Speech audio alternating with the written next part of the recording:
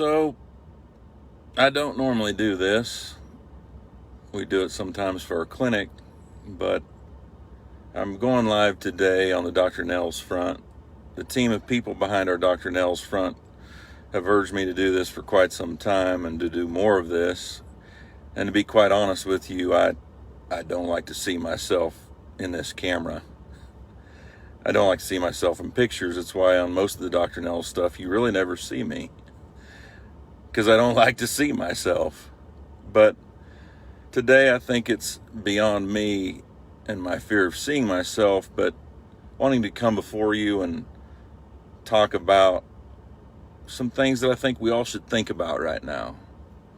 And we're in a tough time. There's a lot of tough things going on. The coronavirus has just virtually consumed all of us, all of our minds, our thoughts, and what's taking place. And I don't care how good you are with mental toughness, it's going to affect everybody. But we have to not only face our fears, but we have to look past our fears. And my first question to everybody really is, how are you showing up positive today? Did you show up positive today? Wherever you were at, work, home, with your family, did you show up positive today? How did you show up positive today? I think we all have to think about, how are we showing up in a positive way today, every day going forward, as we battle through this pandemic that will go away. It will go away. They've all gone away. We will all get through this. There may be some losses, yes, but it will go away like every other pandemic. And I want you to think about how you're showing up positive, because it's very easy to show up in a negative way. Negativity breeds negativity. Positivity breeds positivity. And if you're being negative, it's going to breed negativity.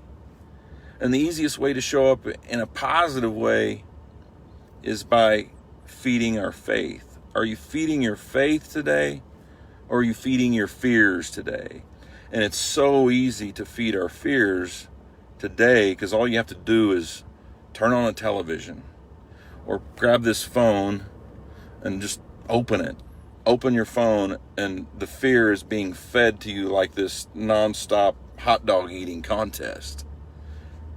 It's at our fingertips. It's glaring at us when we turn on the television, feeding our fears, whether it's CNN, NBC, Fox News. I don't care the channel. It's all feeding our fears. Now, I'm not saying we need to just permanently shut it off and disregard it, because we need to be educated, we need to be smart, we need to be calculated and think through all of these things.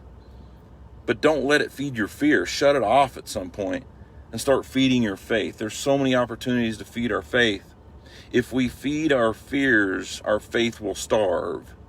If we feed our faith, our fears will starve. And I think we all really need to think long and hard about that statement. I'm going to repeat it again because I heard it yesterday and it's moved me deeply. If we feed our fears, our faith will starve. If we feed our faith, our fears will starve. And we need to get everybody and get their heads wrapped around that statement and push everybody around us to think in that manner.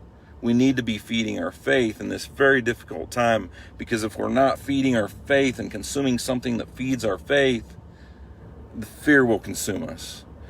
And it's consuming people around us all day, every day. I see it in feed yards I go to. I see it, with people I interact with clinic-wise and other businesses. There are people that are scared and have some fears, and that's okay. We all have them. I have them. We all have them. But we don't want to feed that fear. We must feed our faith so we can starve that fear to continue to work through the coronavirus challenges, whether it's in business or at home.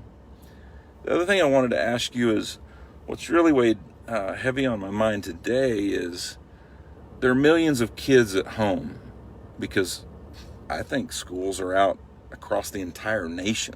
There's 300 million people in America. I don't know how many kids are in K through 12 plus college. 50 million. I don't know the number, but there's millions of kids sitting at home today with zero structure. because this caught us all off guard. Kids are at home with virtually nothing to do. Now, in our household, we've been trying to do our best to provide structure and work and chores, and you need to do some reading and you need to do this, and we've tried to provide some structure, but at some point that runs out even with what we can offer. So what kind of structure are you providing at home? But most importantly, coming from a long line of teachers like my mother and my sister, is I'm challenging the teachers today to help us provide structure for our kids at home. We need teachers today to provide structure at home now more than ever. I know it's not your job to be the parent, but if you truly care deeply for the millions and millions of kids at home, we need you to provide structure at home. And how can you do that? You're the teachers. I'm a teacher every day, but not specifically in the field of teaching. Can you use Facebook Live? What can you use? There's options. I don't know about Zoom, but there's things in the business world we use. But Facebook Live, whatever it is, can you email them and say, hey, we're going to hop on at 8 o'clock and we're going to go over this. We're going to hop on at 9 o'clock. We're going to go over this. We're going to hop on at 10 o'clock, go over this Facebook Live. Or whatever medium it could be. But I want to challenge the teachers to do that today or tomorrow. I'm told that maybe in Great Bend that online classes will be up by maybe March 31st. I struggle with that. I hope that happens. I think it can happen, but we still have time between now and March 31st to provide structure to millions and millions of kids at home. They're sitting there doing nothing, or better yet, they're on their phones or their iPads feeding their fears. And we don't need them to feed their fears. I'm really worried about the long-term effects of kids sitting at home with no structure, feeding fears, not just on coronavirus, but a number of other things. And so we need to work hard to figure out how can we provide structure for our kids at home, not in 2 weeks, not in 3 weeks, not in a month, not in 2 months, but today. Because summer is almost effectively here, and it caught us all off guard. And even my kids, we've got to think about how we can provide structure at home. We think about that, and I think there's a ton of parents that aren't thinking about it at all. And that's why we need you awesome, passionate teachers to step up to help us provide some structure at home for the kids, the millions of kids sitting at home.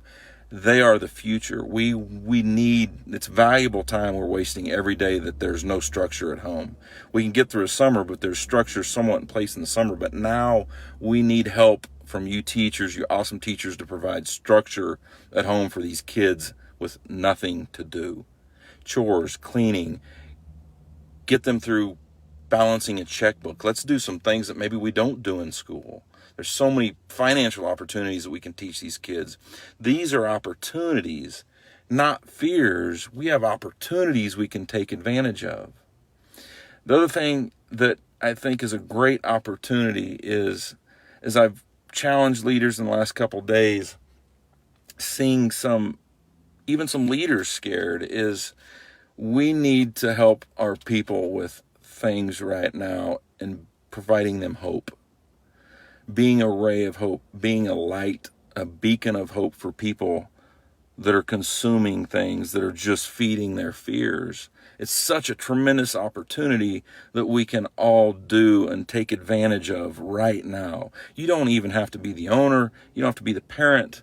You don't have to be the teacher, the coach, the CEO. Just be you and provide some hope through truths, through some intelligent knowledge, but looking past our fears and feeding faith to provide more hope for our people, because there's people scared.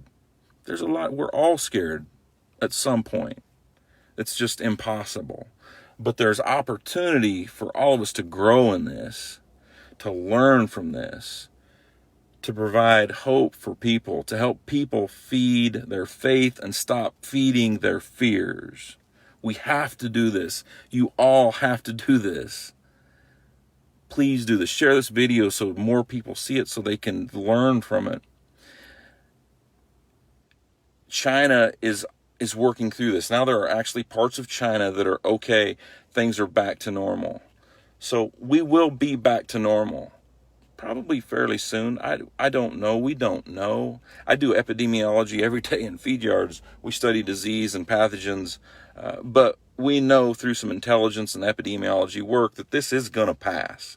Now, it may come back. It could rear its head again. We could go under lockdown again. I don't know until we get a vaccine or a product in place that can treat the coronavirus. But we will move forward. There's light at the end of the tunnel, but I'm challenging each of you. How are you showing up in a positive way today and tomorrow, the next day, next week? How are you challenging people around you to not feed their fear, but feed their faith for everybody? Lastly, is providing structure at home for the millions and millions of kids sitting at home with zero structure because it caught us all off guard and they have nothing to do. We need to give them something to do. And I'm challenging the teachers to not just wait for the online platforms to kick in. I'm challenging the teachers to do some Facebook Lives. I don't know what it is, but think big and how we can provide some structure at home for our kids. Because it worries me more than the coronavirus, the damage that can be done to these kids in the cities sitting in 800 square foot apartments, 200 square foot apartments, to the kids in rural areas that have nothing to do while parents are at work. I challenge all of you teachers to come up with a way to help us provide structure at home while we wait for the online platforms to kick in. So think about, how are you feeding your faith, or are you feeding your fears? Feed your faith. Please feed your faith, and do that and challenge that to the people around you to feed their faith and show up positive tonight, tomorrow, whatever it might be, and just shut off the news. Watch a little bit of it. Get the knowledge you need to get.